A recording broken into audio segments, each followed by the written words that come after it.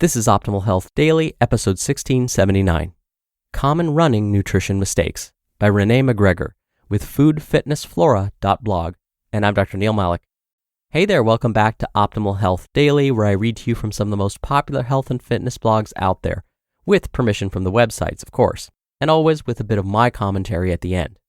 Now, before we get to it, as a listener of this show, I'm sure you know that health is about more than just diet and exercise.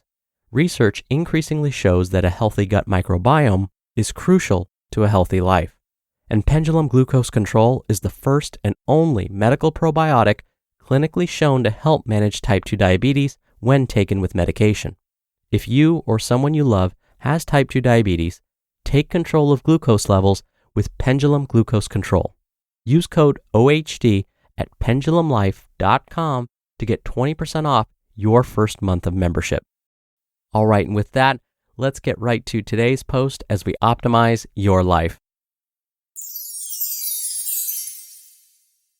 Common Running Nutrition Mistakes by Renee McGregor with foodfitnessflora.blog. Everyone has an opinion about nutrition. Why shouldn't they? After all, we all need food to survive.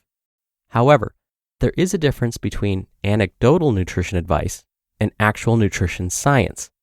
On social media, we're exposed to the former a lot more than the latter. What works for one person in a sample of n equals 1 may not work for another. Just the other day, I was on a group chat where someone very boldly stated that their new vegan regime was the cause of their newly found energy and improved recovery. However, this was based on subjective information, which they had collected over a few weeks. Is this science? No. This is one individual's personal experience with no information of what her diet had been like previously, or even if any other aspect of her life had also changed, which may have resulted in how she was feeling. Presently, there is no evidence in the literature to suggest that plant-based diet improved her performance. Such anecdotal evidence could cause more harm than good. Nutritional science, and particularly sports-specific nutrition, is actually quite complex. While many simply look at the impact of one particular nutrient or process on performance, this completely ignores the fact that the human body is run on an intricate system of endocrine, biochemical, immunological, physiological, and psychological pathways that all work collectively. Let's take the keto diet as an example. This was a huge trend a few years ago, and many still promote it with the idea that if we remove carbohydrate from our diet, then our body will use more fat for fuel and will help improve our performance and our body composition. While on the surface, this may seem to have some gravitas. Take out carbohydrate and the body will have to find another fuel source to provide the body with energy. What has been completely ignored is the importance of carbohydrate intake on the hypothalamic pituitary axis, which is necessary to get adaptation from a training response. In addition, carbohydrate has a critical role in optimizing immune function in those who are physically very active. So, with this all in mind, here are some of the common mistakes often made. Carbohydrates. Numerous studies have demonstrated that carbohydrate is the preferred fuel used by the body and is definitely the key to optimal performance. That said, many runners still have little understanding of how much they actually need in order to meet their requirements, with many underfueling. As previously stated, carbohydrate availability is particularly key for the hormonal cascade needed in order to see adaptation and thus progression. This means ensuring sufficient carbohydrate before, during if your runs are over 90 minutes, and within 30 minutes of completing your session. While everyone's physiology is slightly different, as a rule of thumb, the requirements set are 5 grams of carbohydrate per kilogram body weight if you're running for 60 minutes a day, with this figure increasing for longer or multiple training sessions. In general, I do not encourage fasted sessions, and the recommendations state that if you're going to include these, you should not do it more than twice a week, and they should be no longer than 60 minutes at an effort of no more than a 6 out of 10. More than this, and at higher intensities, potentially can result in chronic stress on your body, leading to a depressed immune system, higher risk for injury, and downregulation of your hormones, particularly your thyroid gland, estrogen, and testosterone, leading to further negative health consequences. In practice, if you're training regularly, it's unlikely that you will ever have full glycogen stores, and so it's essential to ensure that you consume carbohydrate at meals and snacks throughout the day.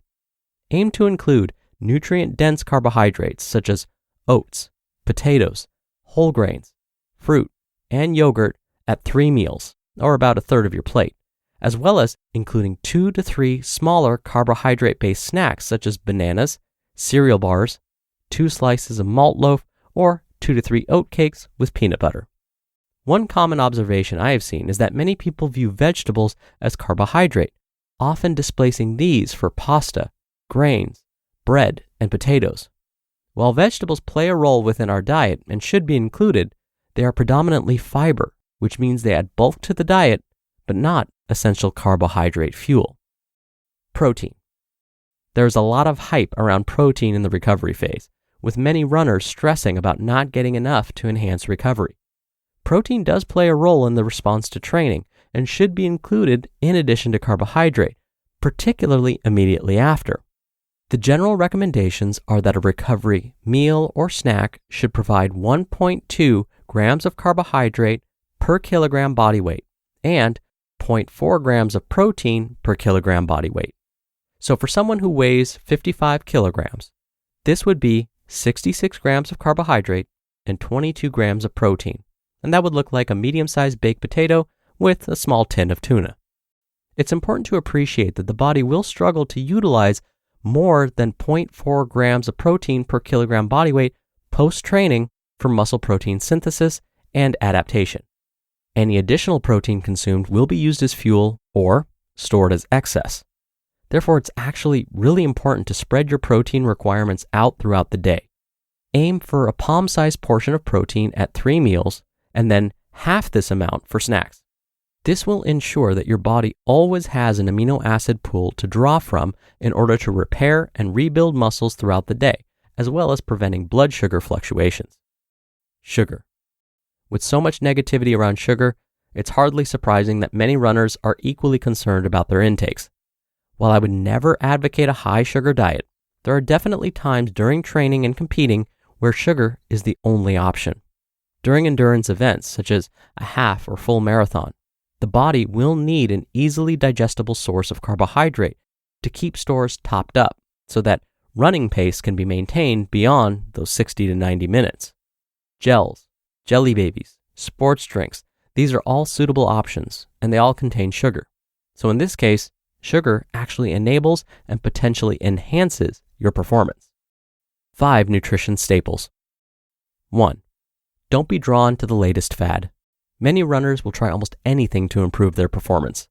Focus on training and getting the building blocks of your diet correct first. This is going to have more impact than whether you are gluten-free or not. 2. After a very hard training session, and especially if you're going to be training again within 12 hours, taking on something like flavored milk is an ideal choice to start recovery as quickly as possible. The combination of added sugar to the natural milk sugar causes insulin to increase in the blood. Contrary to what you might think, this is actually really important. Only when our insulin levels are raised can we draw carbohydrates and protein into the muscles to start the recovery process. 3. Always practice your race day nutrition. The worst mistake you can make is to use what's available on race day without previously having tried it. This could have real negative effects on your performance. 4. Work out what is right for you. Just because your training partner swears by a bowl of porridge every morning, this does not necessarily mean this is the right fuel choice for you. And 5, you don't have to eat less on your rest day. For most of this will fall between 2 training days, so it's the perfect opportunity to recover and then refuel. By being consistent with your nutrition, you will also allow for consistency with your training, which allows for progression. You just listened to the post titled Common Running Nutrition Mistakes by Renee McGregor with foodfitnessflora.blog. Dr. Neal here for my commentary.